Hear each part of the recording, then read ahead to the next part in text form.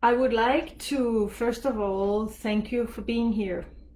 The fact that you are watching this video now is a sign that you are taking your own healing seriously.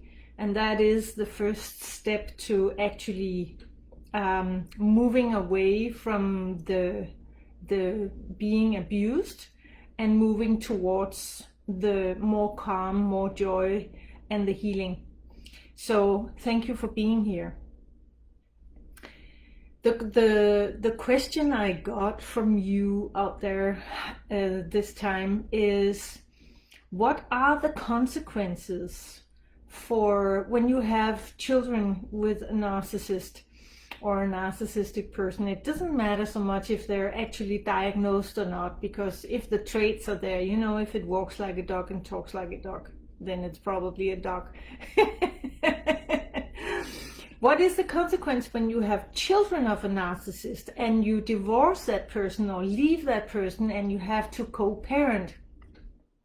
A lot of you, and this is of course a really big issue, and it's a giant question, and there are many different situations, and all narcissistic co-parents are not reacting the same way in parenting.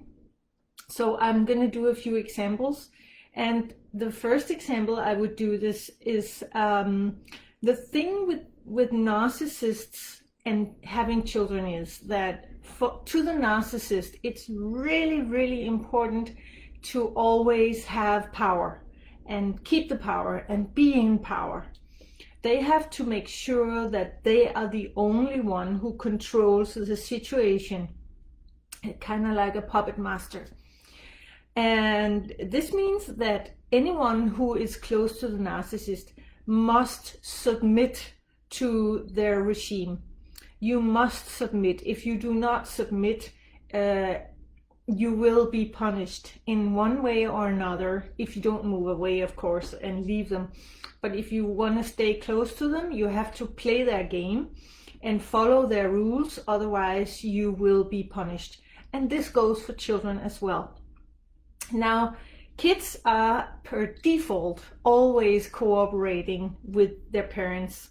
They will always try to facilitate. If parents are arguing and yelling, kids will butt in sometimes and try to fix the situation by being silly or taking sides or trying to move the conflict from the parents to the children.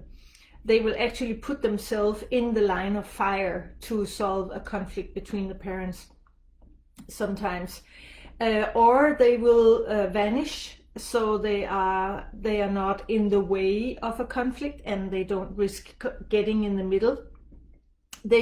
Children know what is best in a situation, what is most compliant, and they will do that. We call it, the thing you have, I don't actually know the English word, you have a thing you put on a roof, like a metal pole you put on a roof to take the lightning, is it called a lightning rod? A lightning rod. Children will sometimes make themselves lightning rods if they feel that a conflict is on the way between the parents. They will do something to draw attention to them, so they become the lightning rod and catch the conflict and make it about them before the parents get into it. I see that a lot in my practice as a couples counselor with people who have children with narcissists, unfortunately. When you leave a narcissistic person and you have children with that person, that whole the task of being loyal, the task of following rules and being compliant is solely on the children when they are with that narcissistic parents. They must have absolute loyalty. So even though they might not like what the narcissistic parent is doing or how the narcissistic parent is treating them, they will try to be, as far as they can, loyal to that parent. until they grow on to a certain age, then some of them will be turning around and be rebels and go up against the narcissistic parent. But when they're small, they will most often just comply. And this means that the narcissist can use the children against the other parent. And I very often hear, unfortunately, that the non-narcissistic parent tells me that their children has been with the other parent, the narcissistic parent, and comes back to the non-narcissistic parent and says, why is daddy lying? Or why is mommy yelling at us? Or I'm scared because my parent, the narcissistic parent says so and so and so. Or my father says that you are a slob, or my mom says that you're crazy. The narcissistic parent will use the children to try to get to you. Yeah, they will do that.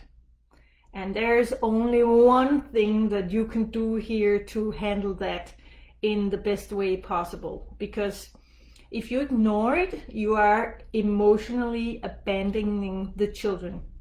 If you start arguing with them, you will actually use them as the battlefield, and you are arguing with the narcissistic parent through your children.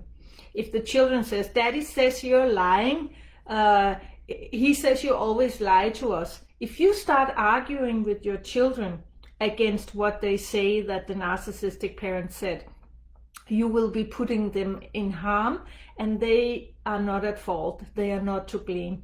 And again, this is the narcissist's way of getting you to focus on him or her instead of something else. So the thing to do here, if you have children who come to you and say something like that, and are clearly being used by the narcissistic parent to get at you, the thing to do here is to focus on the children. Yeah. So what you do is you listen to the children, just calm as can be, and don't let them see that you get upset or that is just too much and he's just and she's blah blah blah. Don't do that. Just breathe through it. Okay. So what you do is you focus on the children, because what do you think it feels like to have to be this loyal, to actually be told these lies and go to a person you really love and that you need, and tell them something like that? That makes the child feel awful, just awful. And this is what is important. Yeah. So what you say to the child is, don't say anything about the narcissistic parent. Don't say anything about what they've said. Don't comment on it at all. If they say, daddy says you're lying, is that true, mom? Just say, you know what, sweetie? I'm so sorry that you have to go through that. I want to tell you that I love you very much, and I really appreciate that you're here. And I think we should go outside and play some ball. What do you think? Just ignore whatever the question is. Ignore it. Because then you are not engaging in the war game that the narcissist is playing through your child. You're ignoring it, and at the same time you're taking care of your child, which is the most important here. Yeah. So you have to focus on the child and not comment on the lies and the stories and the questions. Just focus on the child and see the child and hear the child and understand that your child is in pain. Okay. So that's the first thing I want to say about having children with a narcissist. The next thing is that often the non-narcissistic parent experiences that when they get their children back from the narcissistic parent, the children will act out. They will use cuss words, or they will be rebellious, or they will pee themselves, or they will ruin things or break things on purpose, or what seems to be on purpose. This is actually a healthy reaction, okay? This is a healthy reaction because the child cannot react at the narcissistic parent's home. That is not allowed. It's not possible for the child to react to all the craziness that the child probably has to witness at the narcissistic parent's home. So the children will react. They have to let it out somewhere, and that's really good. It's bad if they keep it inside, and you can see that they are sort of mulling something over. That's not so good. You know, it's better if you see that they are acting out, even if it means that their behavior is somewhat destructional. What do you say? It's not constructional. It's not a good behavior. Even if it is bad behavior, it's better than no behavior. And it will last 2 or 3 days after the child comes back to you. So what you do when you see the child break things, you just acknowledge that there is pain in the child. Oh, wow, I saw you break that. And I'm thinking that you are going through something that's very difficult right now. And I really feel with you, and I'm sorry that you have to feel so bad inside. If you come over here, I'll hold you, or maybe we can go for a walk. Let's go for a walk and go look at some trees and see what goes on outside, you know, or let's play a game, or divert their attention to something that's more appropriate, you know, so you don't make their reaction to the craziness into something that is also wrong, because then you're telling the child that it cannot react to the craziness. And the problem is you cannot explain to a child that is like 4, 6, 8, 10 years old, 12, you cannot explain to them what is going on. And later in the teen years, the loyalty is so ingrained in the child of a narcissist that you cannot debate it with them. They will automatically go into a state where they will defend the narcissistic parent, and this will last up till they are about 25, because it needs we need some emotional maturity before we can look at our parents and not see them as gods and authorities that cannot be questioned, or the parent who is always a problem. Before we can see our parents with open eyes and some nuances in the way we perceive them, we have to have emotional maturity. And we also have to have emotional maturity to feel what is going on inside ourselves and to work with it in therapy, for example. So a lot of parents who have children with narcissists have to wait until the child is in the middle of the 20s to actually see that it's possible to work with some of the issues that has arisen from being with a narcissistic parent. It's a very big subject, this, and so I hope you will bear with me, but hopefully what I'm saying can inspire you to ask more questions, and please be as specific as possible. That would be really, really good, because the more specific you are, the better I can help you. So one more thing I want to say before we move on is that if you have more than one child with a narcissist, the narcissist will most often use the pattern of golden child and black sheep. That means that there is one child who is the golden child. They cannot do anything wrong. That's a lie. It's not true, but it looks like it. It looks like there's one child who's always right and who's favored in many ways and can never do anything wrong and is always praised. And then there's the black sheep. The black sheep does everything wrong and is messy and noisy and wrong and annoying, and the narcissist will try to make this child into the black sheep.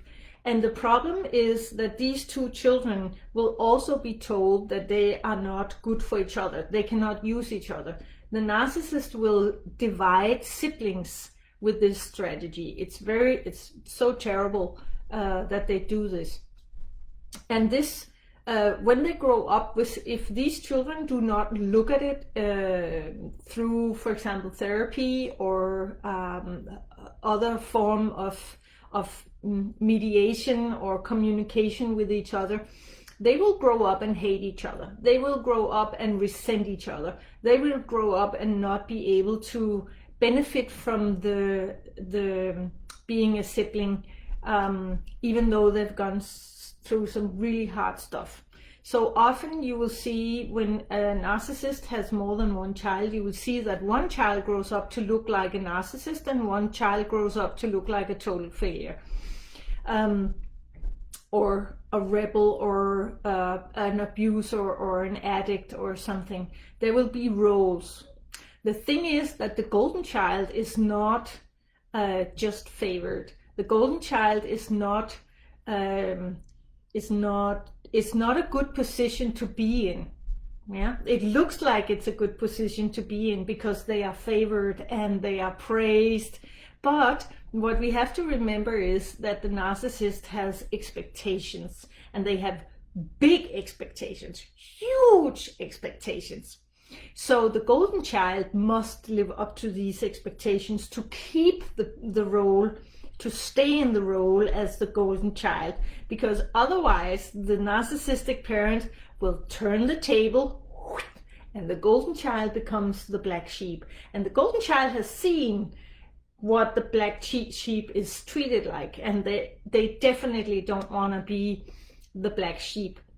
So even though children can look at each other and have sympathy and compassion with the black sheep, they don't want to be the black sheep. So of course they will do anything to keep their role as the golden child. But just understand this is very important. The children are not evil. The children are just complying. They are complying with a very, very difficult situation and some very sneaky, manipulative, emotional shit that the narcissistic parent is throwing at the children.